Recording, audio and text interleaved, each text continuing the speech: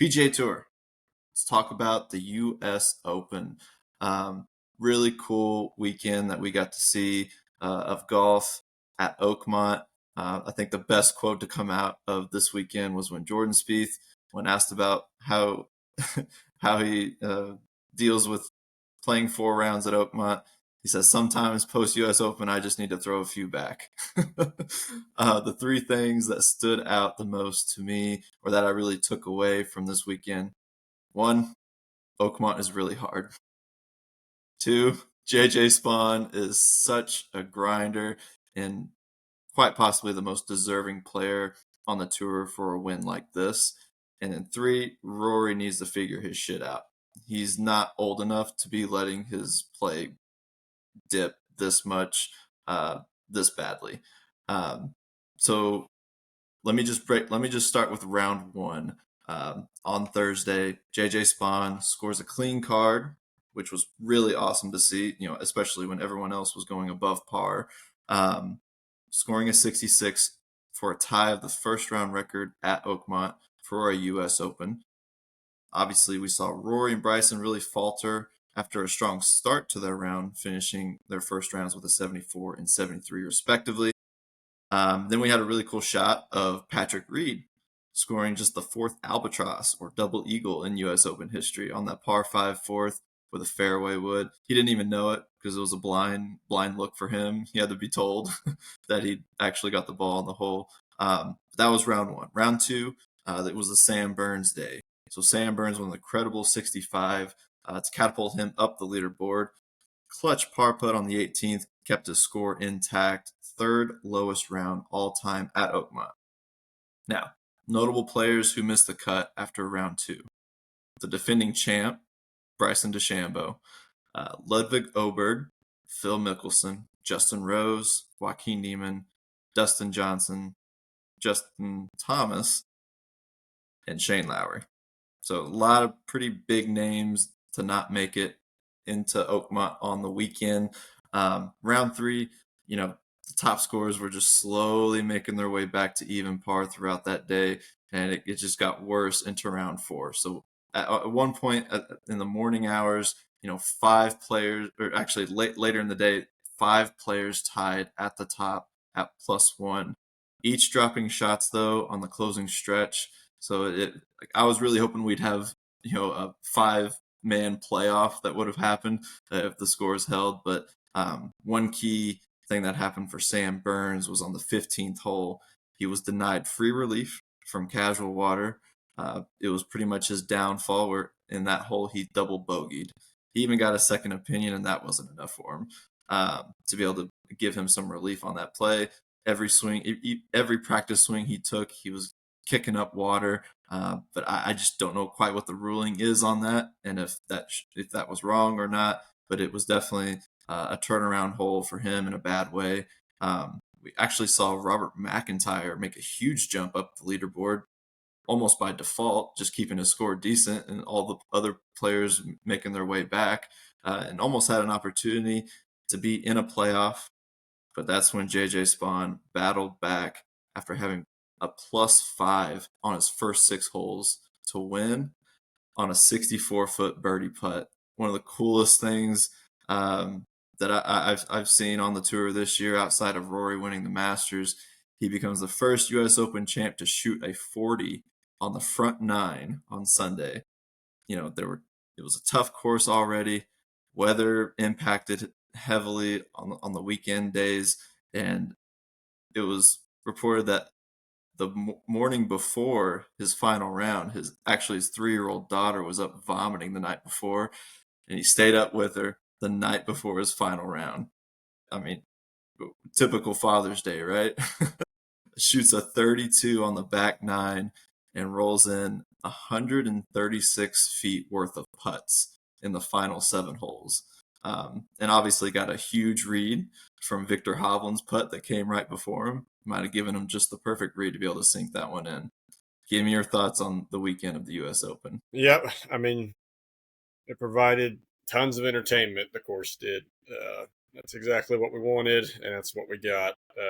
I was with you whenever all those guys were tied at +1. I was really, really hoping it would stay like that, or they'd all remain tied, maybe like +2 or something, and we'd all be going into a 5-way playoff. That would have been fun and hilarious. But that rain delay killed a lot of players except JJ Spaun. If anything, it unkilled or realived JJ Spaun, making up words here. But I mean, that's because he was. I mean, it's not just he shot, not just he bogeyed 5 of his first 6 holes.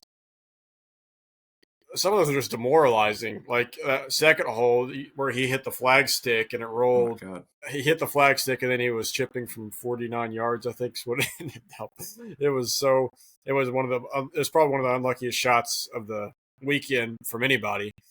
But yeah, I mean that was about an hour and a half or so rain delay. Yeah. And it changed the course. I mean, none of the guys at the top were playing great by any means, but they were holding their lead well enough. Scott and talking Adam Scott and Sam Burns, but yeah, that 90 minutes, and then they came back. The course was really, you could tell it was really impacted. Yeah, that Sam Burns ruling, I almost want to watch because I mean NBC was like they're not going to show every single hit. Um, Right. they're only going to show like the guys who are in contention who are hitting. I almost want to see every single hit in that time zone and to see if there's anything similar to what Sam Burns hit because I mean it really looked like he should have got relief from that. But if there were other guys who were playing through conditions like that, then he just tough luck. But I mean, yeah, with the amount of water that seemed to be there, I thought he would have for sure gotten relief. But he was faltering already a little bit, but that ultimately killed any chance he had. But yeah, some of the top guys they were never in the position to win. But you look at the final leaderboard, they were all except DeChambeau, who that was the biggest surprise in my opinion. They're all kind of I mean, you got Scheffler and Rahm were both in the top 10. Schauffele was top 12. I mean, McIlroy, yeah, he had a bad weekend, but and he gets a lot of press, but he really had a underrated Sunday. I mean, he just shot a 67 and he backed his way into a top 20 finish. Yeah, he finished tied for 19th when he barely made the cut. Yeah, I mean, he's clearly still not what he was a couple months ago. But maybe that'll give him some momentum going into the Travelers Championship this weekend. But yeah, I'm, I'm different from a lot of people. I was really hoping for chaos. I was really hoping for like a Hatton, Carlos Ortiz playoff. That would have also been funny because everyone would have been complaining, but I would have loved that. Yeah. Yeah, credit to, like you said, credit to Robert McIntyre. He was always kind of hanging around all weekend, but never really came close to the leaders. But he didn't falter like almost everyone else did, and he just kind of climbed his way by default to the top for a little bit. And I thought he was going to win until obviously Spaun took off. But like you said, Spawn's a gritty player, and that's the number one trait you need if you're going to win a U.S. Open at Oakmont. Just grit, because that's what it's going to come down to, especially if on rainy, wet conditions. That's what you need. And yeah, I mean, just a fantastic back nine. I forget what other hole he hit that long putt on. He had another long putt on a hole on the back nine on Sunday. That was Yeah, I can pretty only remember impressive as well. the 18th, but he had to go over a hill and then it rolled in. Yeah, I really wish that was for the actual, because he could have two putted that 18th and he still would have won. That would have made it that would have made it cool. I mean, it's still a fantastic. I mean, still a historic putt. I guess it was greedy for better for anything better, but yeah. I wish that was for the actual win, and if he would have missed, it would have been for a play. It would have gone to a playoff, but Right. still, yeah, he got Spaun deserved that after that unfortunate second hole where he hit the flagstick. He deserved that break of Victor Hovland landing his approach shot right next to his, right behind his, so he can get the perfect read on that 18th putt. But yeah, and Spaun's story is incredible. He was even quoted saying, halfway through last season, it was looking like I was going to be done. Uh, this weekend really ended up changing his life. It was a huge weekend for him. You look back in his career, he didn't have any formal lessons growing up. He was a walk-on at San Diego State. He got his tour card in 2017. He was actually misdiagnosed for diabetes and lost 40 pounds and dropped to 584th in the rankings. Lost his tour card, went back and got it on the Corn Ferry, and in career start 147 on the tour, won the 2022 Valero Texas Open. Obviously, we saw earlier this year when he lost in a playoff against Rory at the Players, but he's mentioned that a lot as a huge confidence boost for him and being able to compete with these top guys and be able to do this. And he comes home from the U.S. Open with $4.3 million in the bank, a U.S. Open trophy, and Jack Nicklaus medal. He actually gets to keep that trophy for a whole year. Then he gets a replica after. But he climbed up the leaderboard on almost all the different rankings. 150 Ryder Cup points, 750 FedEx Cup points, 100 official World Golf Ranking points, making him 8th in the world. He gets U.S. Open invitations for the next 10 years and an invitation to the other 3 majors for the next 5 years. He's also exempt. He has exempt status on the PGA Tour for 5 years and an invitation to the next 5 players. So he's pretty well set for at least 5 years on most of these different tournaments that he gets to play in, and catapulted to 3rd on the Ryder Cup, U.S. Ryder Cup team. So in the rankings, so probably should expect to see him on the Ryder Cup team come September. So that'll be really cool to see him there. Looking at Rory, I know you mentioned he had a good Sunday, but I think what stood out more than maybe his finishing score was the way he acted on that Sunday. To me, Rory really needs to find something in himself in order to get back to a true competitive mindset. He's had issues with the media. Obviously, that's a factor of reaching the mountaintop, of winning the Masters. You're going to be even more in the spotlight than you've ever been. And he's admitted in post-round press conferences that he's been lacking the motivation to even practice and to want to win any of these, tournaments that he's already won before. I mean, what else can he do in his career? He's quoted as saying, "I climbed my Everest in April, and I think after you win something like that, you've got to make your way back down, and you've got to look for another mountain to climb." And everyone probably saw his meltdown on the 17th at Oakmont. It was not a good look. He smashed the tee box. He tossing his club every which way. He's allowed some slack for his drop in quality weekends because, I mean, Tiger took off a month after winning the Masters. But in order for me to take you seriously going forward, you just can't act out in this way. There's up and coming golfers watching you. They're going to take what you do and apply it to their game and think that it's just okay to do that. But he needs a strong weekend in his home country for the Open Championship, and maybe that will motivate him. He said, "If I can't get motivated to get up for an Open Championship at home, then I don't know what can motivate me." And I agree with him because Royal Portrush is in Rory's home country of Ireland, and it's the perfect way to get back on track. So your thoughts on Rory? He did have a really cool club toss, though. Just see that one where it ricocheted off the bag and it caught it. That back to him, yeah. That gave him some positive points, in my opinion. But yeah. It didn't help. He was paired with Shane Lowry, who is also known for throwing temper tantrums on that Friday where he smashed the tee box. So yeah, I think that also contributed to how he was acting on Friday.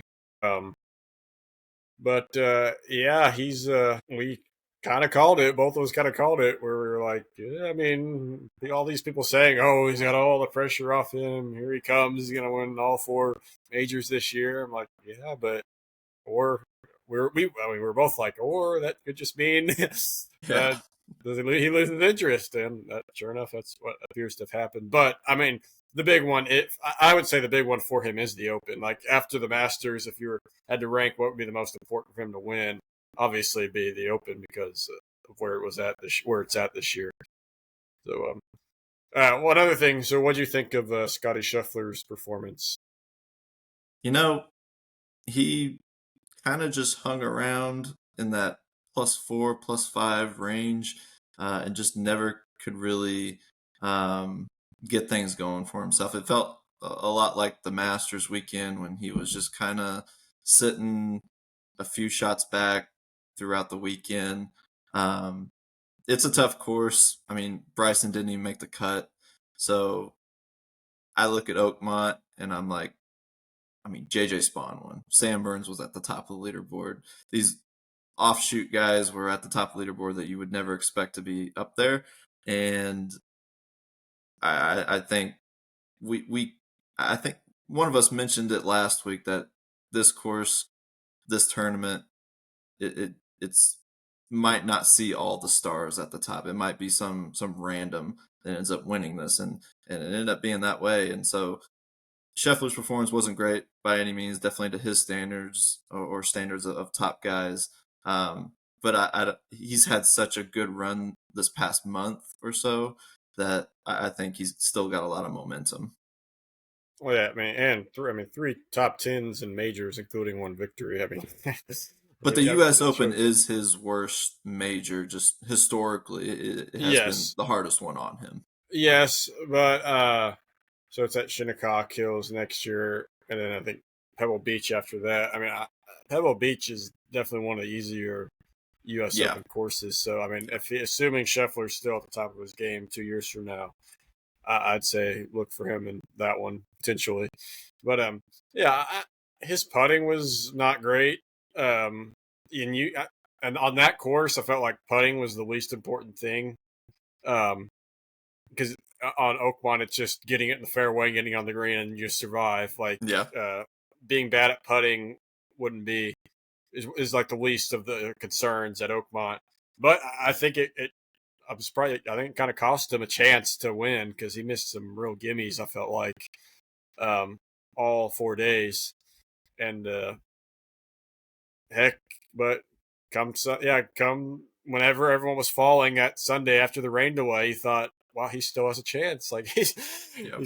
I mean, he still has a chance, and so I mean, it shows you how great he is. That we thought by his standards he played bad, but he finished tied for seventh and Right. had no meltdown or anything like that. Just a tough course. But yeah, sad that we only have one more major left this year. I've saw people talk about how they wish they moved the PGA championship back to August to where it originally was, so the golf season lasts longer. I don't, especially with the Ryder. I mean, the Ryder Cup's fun to Well, watch. I mean, that's in September, so in I don't. that kind of schedule would push off the playoff more into September, and you're getting into football season, which it cannot compete with. And so I think in May is the perfect spot for it. The last guy I did want to note here is Phil Mickelson, who is seemingly done with major tournaments. It's what he hinted at beforehand, and it's sad that we may not see him in one of these again. I think he's great for the game, um, but I guess my question with him is, where does he rank among the greatest golfers in history? Since he's coming near the twilight years of his career, to me he's at least top 10. Obviously, his career is overshadowed by the fact that he played in the same era as the greatest to ever do it, in Tiger Woods. Because where Tiger was robotic, intensely focused, more aloof with fans, Phil was actually fun and animated and more engaging with the fans. And so for me, you know, he may have been overshadowed by Tiger throughout that whole era, but he is one of the golf's most important icons, I feel like, and the sport will definitely miss him. Top five, maybe? Tiger, Jack, Arnie, Hogan, Phil? So he ranks 12th. he's tied for 12th with Nick Faldo for most majors won with 6. Um, Obviously never got that U.S. Open, but a 3-time Masters champion. Won the PGA twice and the British Open once. I think top 10. I don't know, top 5. That's there's some Wishful good. thinking. You look at that majors list, you're like, oh, there's some historically really good guys here. But yeah, I mean, it was unfortunate. I watched his last putt. He had the chance. He had a real good chance to make the cut. He just barely missed it. He came down to his last putt on the 18th on Friday, and he missed it. And he finished +8, and +7 was the cut. So, yeah, I really thought he was going to make the cut.